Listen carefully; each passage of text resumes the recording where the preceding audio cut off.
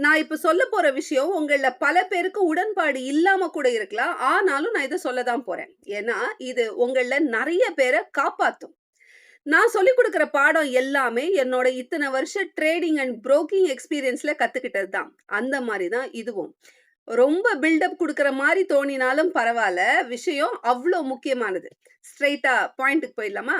உங்க சர்க்கிள்ல கொஞ்சம் லாஜிக்கலா யோசிக்கிற பெர்சன் யாரு? அப்படின்னு தேடி பாருங்க. அன்பயாஸ்டா யோசிக்கிற பெர்சன்.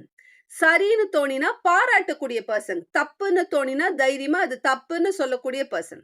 அந்த பெர்சன ஒரு 1/2 மணி நேரம் உட்காத்தி வச்சு, உங்களோட ட்ரேடிங் ஸ்ட்ராட்டஜிய அவங்க கிட்ட சொல்லுங்க. லாஜிக்க கிளீனா எக்ஸ்ப்ளைன் பண்ணுங்க. இதுல நெறைய உள் விஷயங்கள் இருக்கு. என்ன? உங்களோட ஸ்ட்ராட்டஜில உங்களுக்கே தெளிவு இருக்கா? இல்லையா? அப்படிங்கிறது இப்போ கிளியரா புரிஞ்சிடும். நீங்க சொல்ற ஸ்ட்ராட்டஜில அவங்க கன்வின்ஸ் ஆயிட்டாங்க அப்படின்னா, உங்க ஸ்ட்ராட்டஜி சரிதான் அப்படின்னு ஒரு தைரியம் வரும். செகண்ட் ஒப்பீனியன் கேட்கறதுனால, இந்த ஸ்ட்ராட்டஜில இருக்கிற நிறை, குறைகள நம்ம தெளிவா பார்க்க முடியும். Actually this works. Amazing results குடுக்கும். ட்ரை பண்ணி பாருங்க.